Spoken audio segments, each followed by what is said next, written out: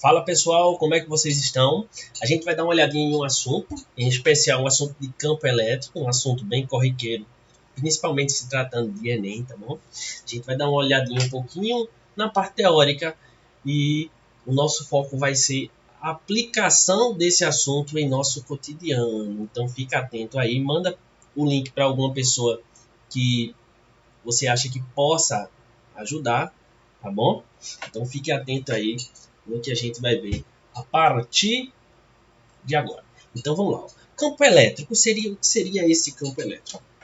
É o seguinte, o campo elétrico ele é uma propriedade de uma determinada região do espaço. Então, se eu tenho uma região aqui do espaço, nessa região, se eu coloquei uma partícula carregada, essa partícula carregada, se ela tiver numa região de campo elétrico, ela vai receber uma força elétrica.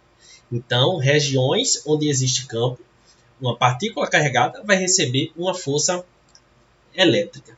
Mas tem algumas condições para a existência desse campo. Então, uma das equações mais que a gente precisa realmente saber se tratando da prova, se tratando principalmente da prova do Enem. O campo elétrico, a gente aprendeu, ou deveria ter aprendido, que eu posso calcular da seguinte forma, onde aqui eu tenho uma constante eletrostática, aqui é a carga que está gerando esse campo, e aqui é a distância. Que distância é essa? Ora, eu tenho uma partícula aqui carregada, e eu quero calcular o campo elétrico a determinada distância. Então, essa é a distância do ponto onde eu quero calcular o campo até a carga geradora desse campo.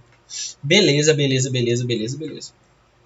Esse campo elétrico, e muito atento a essa equação aqui que eu vou colocar agora, muito atento a essa equação. Então anota ela aí. Ó. O campo elétrico é a razão entre a diferença de potencial dividida pela distância.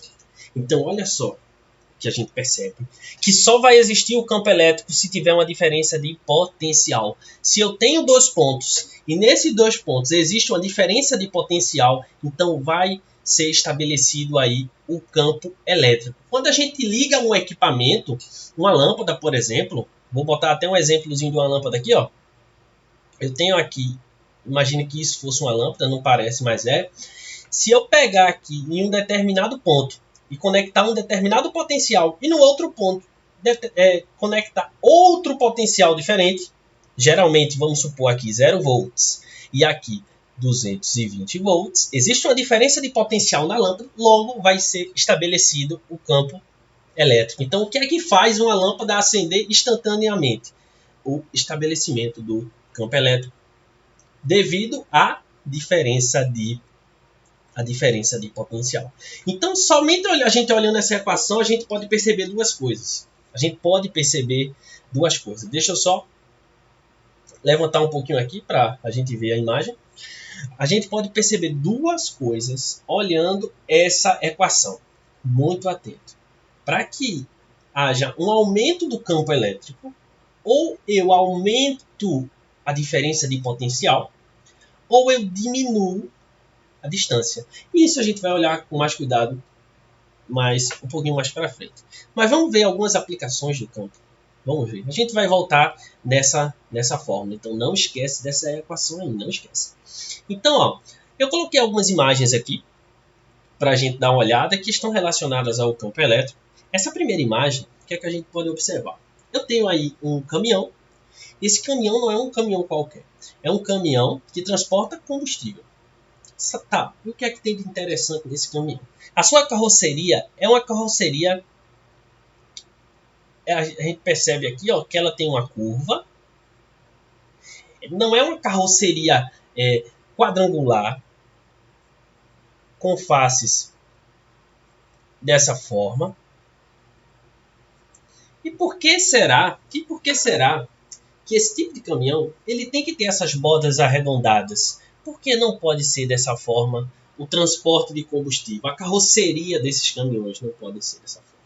Então eu vou tocar num ponto aqui interessante, que é o poder das pontas. Se eu tenho um objeto que está eletrizado, ou seja, o número de elétrons e de prótons são diferentes, ele está eletrizado, significa que em regiões pontiagudas a gente vai ter uma concentração de carga muito grande aqui. Então, em regiões pontiagudas, a gente vai ter a maior concentração de carga. Ou seja, maior concentração de carga, a gente vai ter um elevado campo elétrico. A gente vai ter aí... Opa, fugiu aqui um pouco. A gente vai ter um elevado campo elétrico ali. Então, um elevado campo elétrico pode ocorrer faíscas aí, nesse caso. Tá bom? Então, como a gente está tratando de material combustível, então esses arcos, essas faíscas, elas colocam em risco, nesse caso aí, de um campo elétrico muito elevado. Então essas regiões, essas bordas arredondadas, é para evitar regiões onde o campo elétrico seja muito intenso. Muito intenso. Já em outros casos, como nesse caso aqui, ó, nesse caso desse prédio, lá em cima, não somente em prédios, tá? Não somente em prédios, mas em edificações, principalmente edificações de grande porte, a gente tem lá em cima o que a gente chama de para-raio. A gente tem um sistema de proteção contra descargas atmosféricas. E como é que isso funciona? Eu tenho aqui a minha terrinha, a terra. Ele coloca lá em cima um para-raio. Esse para-raio, ele vem com um fio aqui.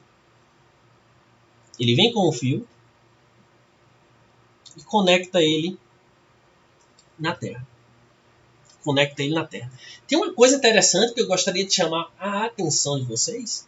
Vamos supor que o potencial aqui na terra ele é 0 e o potencial aqui na nuvem está muito elevado. Vamos colocar, sei lá, 20 mil volts. Existe uma diferença de potencial elevada.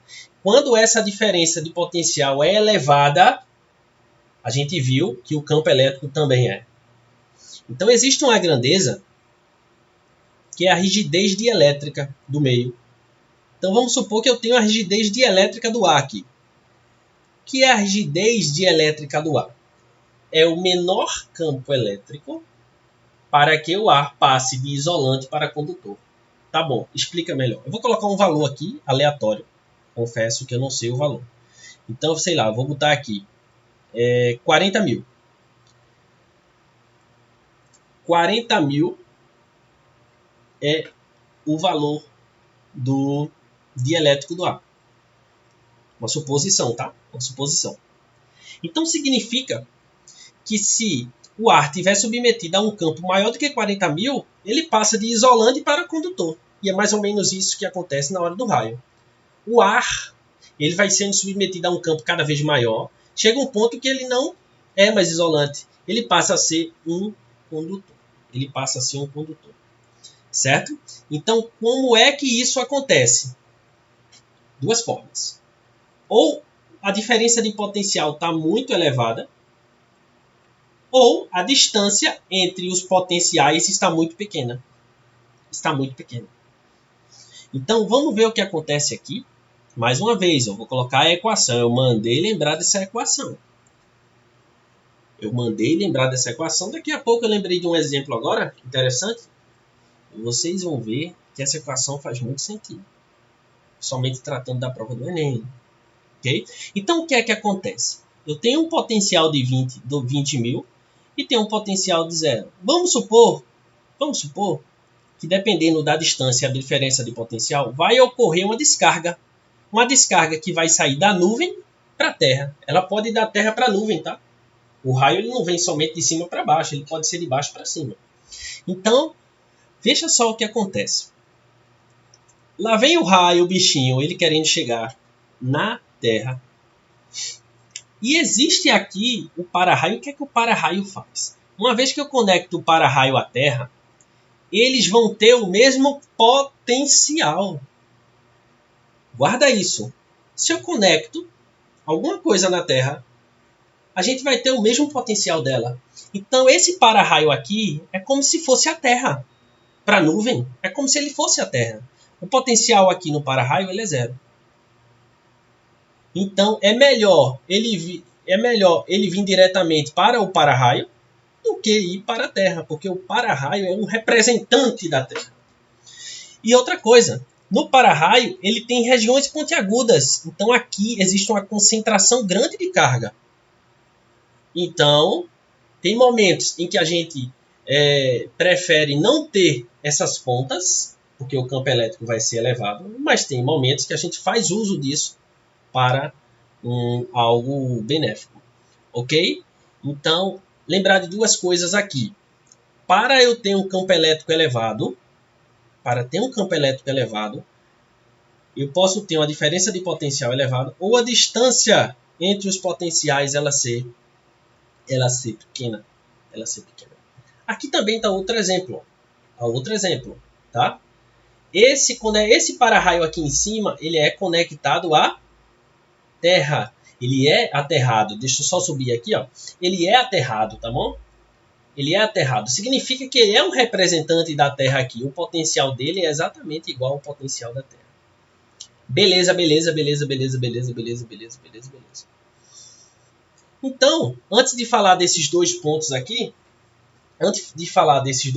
eu queria lembrar uma coisa.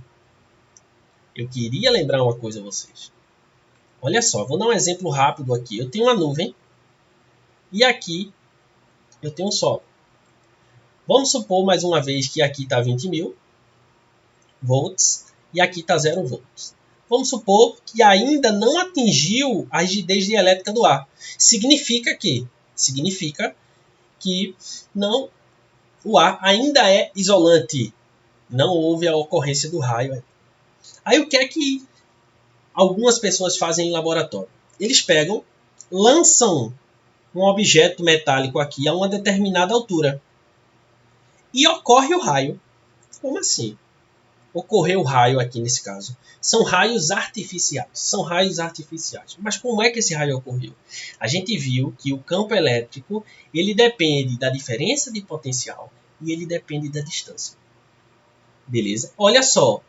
Quando eu conecto algo à Terra, significa que o potencial vai ser o mesmo. Então, essa cordoalha aqui, que ele lançou, tem 0 volts também.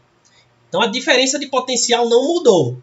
A diferença de potencial entre a nuvem e a cordoalha continua sendo a mesma, porém ela está mais próxima da nuvem. Quanto menor a distância, maior também vai ser o campo elétrico. Tá? Então, muito atento em relação a isso. A distância também influencia. Então, tem diferença de potencial, então tem campo. Tem diferença de potencial, então tem campo. Tem um potencial elevado, garante que tenha campo? Não. Não é que o potencial tem que ser elevado, é que deve existir uma diferença de potencial.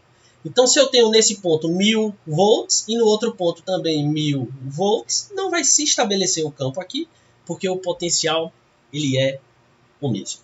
Então, voltando aqui, outro ponto que eu queria chamar a atenção rapidamente é a questão da blindagem eletrostática. Então, se eu tenho uma região metálica e nessa região, por exemplo, há uma incidência de um campo, ou se essa esfera metálica está eletrizada, o campo elétrico internamente ele é zero. Se o campo é zero, a força também é zero. Tá? Se o campo é zero, não tem força. Então, internamente, em regiões fechadas, metálicas, a gente tem que o campo internamente ele é nulo. É a gaiola de Faraday, por exemplo. É uma blindagem eletrostática. Por isso que quando um raio ele cai no carro, quem está dentro do carro não recebe a descarga. Olha só, fique atento. Não é porque o pneu é isolante. O pneu é isolante para determinadas tensões. Lembre-se do ar. O ar, se eu passar ao lado de uma tomada, eu não vou levar choque. Por quê? O campo elétrico ainda não atingiu a rigidez dielétrica dele. Mas se o campo elétrico for muito intenso, o ar ele não é mais isolante, ele é condutor. Mesma coisa o pneu. O pneu é isolante para determinadas condições. Para uma condição de raio, ele não é isolante. O raio passa bonitinho por ele aqui. Então não é o raio, não é o pneu que protege você contra a descarga. E sim esse fenômeno da blindagem eletrostática, que o campo elétrico internamente ele é nulo. A gente tem um peixe elétrico aqui, para finalizar, que é bastante interessante. Internamente nele tem uma diferença de potencial. existe uma diferença de potencial, inclusive dentro dele há passagem de corrente elétrica, tá? Mas o peixe se adaptou a essa condição. Então, a gente deve lembrar que o campo elétrico ele sai do terminal positivo e entra pelo terminal negativo. Sai pelo positivo e entra pelo terminal negativo. Então, ó, nas regiões próximas do peixe, feito o bichinho aqui, ó, ele vai levar uma descarga. Ele vai levar uma descarga elétrica. Por quê? Porque ele está passando por uma região onde há um campo elétrico. Beleza, pessoal? Então, ó, a gente viu um pouquinho do campo elétrico. Mais uma vez, não esquece dessa equação, tá? Para ter o campo, tem que existir uma diferença de potencial. O campo elétrico vai fazer regiões potenciais diferentes. Então, se eu tenho uma carga, essa carga vai gerar um campo, e à medida que eu vou me afastando desse campo, eu vou ter uma diferença de potencial. Tá bom? Então, compartilha esse vídeo aí e comenta se eu conseguir te ajudar. E aguarda, tá? Aguarda que essa semana a gente vai ter mais vídeo aqui